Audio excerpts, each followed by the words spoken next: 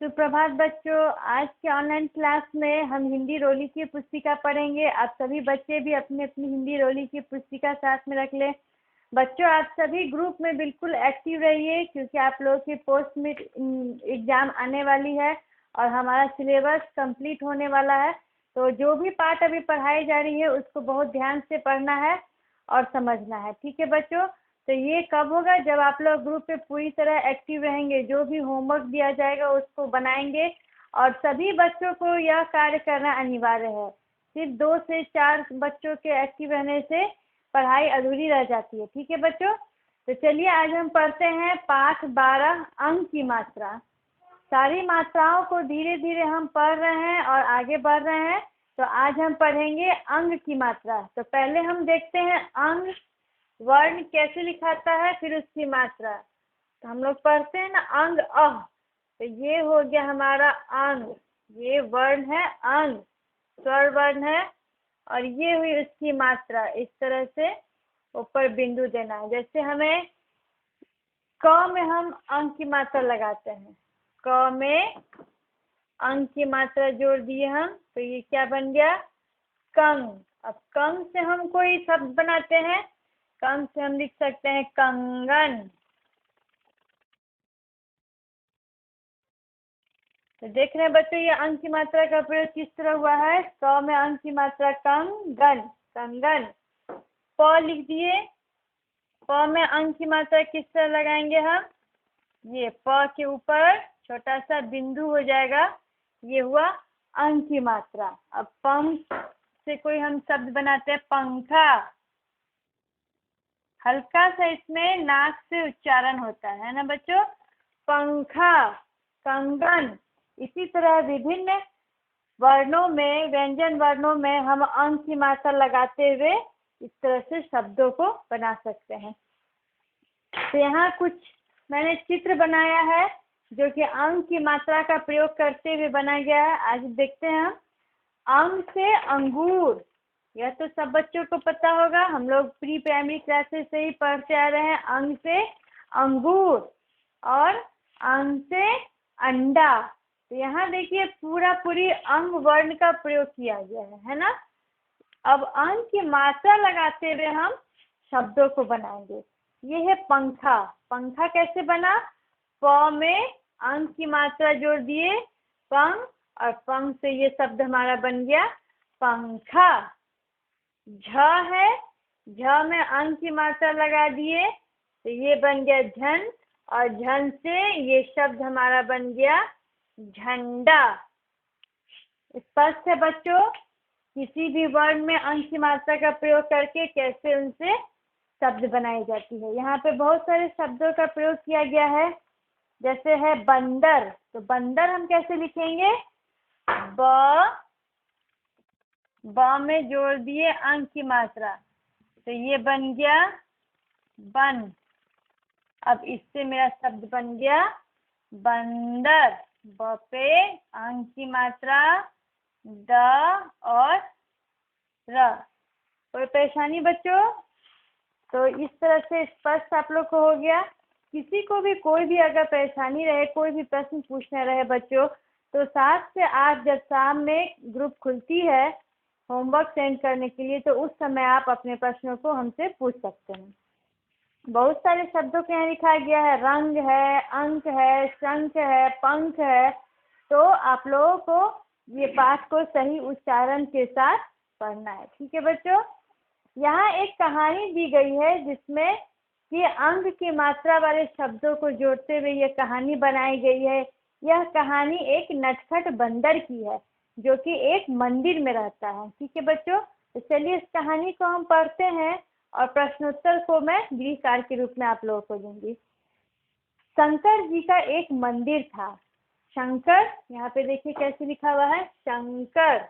तालाब में अंग की मात्रा क और र, शंकर।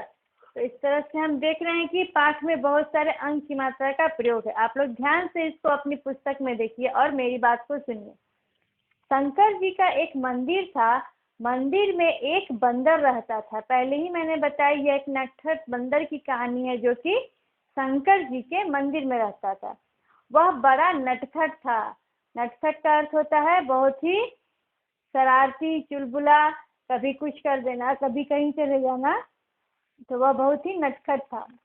मंदिर आने वालों को खूब तंग करता था। मंदिर में जो भी श्रद्धालु लोग भगवान की पूजा के लिए आते थे, उसको यह नटखट बंदर जो है बहुत परेशान करता था। कभी किसी को जूते उठाकर भाग जाता, कभी किसी की पूजा की थाली उलट देता। तो ये इन सभी बातों से स्पष्ट हो रहा है कि वह बहुत ही नटखट और शरारती था। जो भी श्रद्धालु मंदिर में आते थे, जूता खोल के ही लोग मंदिर में जाते हैं, तो वह उनके जूते को भी गायब कर देता, कभी उनकी पूजा की थाली को गिरा देता, उलट देता। कभी मंदिर में घंटा जोर जोर से बजा देता। घंटा, देखिए घंटा कैसे लिखाएगा, घ में अंग की मात्रा, त में आ की मात्रा, घंटा। वह नटखट बंदर जो था वो घंटा को जोर जोर से हिला के बजा देता था। एक दिन पंकज शंकर जी पर जल चढ़ाने आया। यहाँ पे एक बालक है जिसका नाम है पंकज। वह इस शंकर जी के मंदिर में पूजा करने, जल चढ़ाने के लिए गया। गंगा जल छोटी सी लुटिया में था। पंकज जब शंकर जी भगवान को गंगा जल चढ़ाने गया तो गंगा जल कहाँ था, एक छोटे से लोटे में, लुटिया में था। पंकज नीचे बैठकर शंकर जी की पूजा करने लगा। वह नीचे जमीन पर बैठा और शंकर जी की पूजा करने लगा। जैसे कि हम देखते हैं पूजा लोग नीचे बैठ जाते हैं, भगवान जी के सामने हाथ जोड़ के और भगवान जी को नमन करके पूजा करते हैं, उसी तरह पंकज भी कर रहा था। तभी बंदर चुपचाप आया और लुटिया लेकर मंदिर के खंबे पर चढ़ गया। वह शरारती था, नटखट था, वह लोगों को पूजा नहीं करने देता था ठीक से। तो वह उस समय आया और पंकज के पास से चुपचाप लुटिया लेके एक बड़े से ऊंचे खंबे पर जाकर बैठ गया, चढ़ गया। लुटिया में फूल भी था। लुटिया के अंदर क्या था, गंगा जल तो था ही और फूल भी था। अब बंदर को क्या हुआ कि उस लोटा के अंदर से उसने फूल निकालना चाहा। फूल निकालने के लिए उसने क्या किया, लोटा में जैसे ही हाथ डाला, लुटिया छोटी सी थी और बंदर का हाथ लोटा के अंदर जाते ही उसमें फंस गया। बंदर का हाथ क्या हुआ, लोटा के अंदर जाते फंस गया, क्योंकि लोटा छोटा सा था, उसका मुंह ऊपर में छोटा होगा। अब बंदर खूब कोशिश कर रहा था कि उसका हाथ बाहर निकल जाए, लेकिन उसका हाथ नहीं निकल पा रहा था, जिसके कारण बंदर क्या हुआ, रोने लगा। अब सोचा उसने कि यह कैसे निकलेगा, मेरा हाथ तो लोटा में ही रह जाएगा, तो इसलिए वह रोने लगा। मंदिर के पंडित जी को उस पर दया आ गई। मंदिर में जो पंडित जी रहते थे वो तो डेली इस बंदर की शरारत को देखते थे, वो बहुत नटखट था। तो मंदिर के पंडित जी को जब बंदर रोने लगा तो उस पर बहुत ही दया आ गई। पंडित जी ने बंदर को बुलाया और उसका हाथ लुटिया से निकाल दिया। पंडित जी क्या किए कि उस बंदर को अपने पास बुलाया, तो बंदर उसके पास गया और पंडित जी ने क्या किया, उसका लुटिया से हाथ को धीरे धीरे कोशिश करके बाहर निकाल दिया। पंकज को उसकी लुटिया मिल गई। यह लुटिया किसकी थी, पंकज की थी। तो पंकज को उसकी लुटिया मिल गई। उसने बंदर को संतरा दिया। अब बंदर चूंकि रो रहा था, उसको खुश करने के लिए पंकज ने प्रसाद में से एक संतरा उठाया और बंदर को दे दिया। बंदर खुश हो गया। बंदर संतरे को देख के, फल को देखकर खुश हो गया, क्योंकि फल तो उसे बहुत पसंद है और लोटा में से उसका हाथ भी निकल गया, इसलिए भी वह बहुत खुश था। तो वह फल लिया और खुश हो गया। उस दिन के बाद से उसने कोई शरारत नहीं की। तो जब वह उसे संतरा मिल गया, वह खुश हो गया, तो उसने सोचा कि आज से मैं कभी ऐसी शरारत नहीं करूँगा जिससे कोई भी परेशान हो, और उसने शरारत करना छोड़ दिया। तो बच्चों, यह कहानी कैसी लगी आप लोगों को, पसंद आई?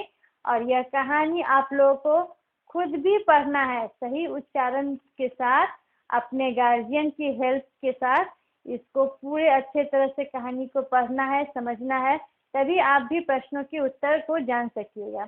इनके प्रश्नों को मैं आप लोगों को गृह कार्य के रूप में दूंगी, और सभी बच्चे उसको याद भी करेंगे और लिखकर ग्रुप पे सेंड करेंगे। धन्यवाद।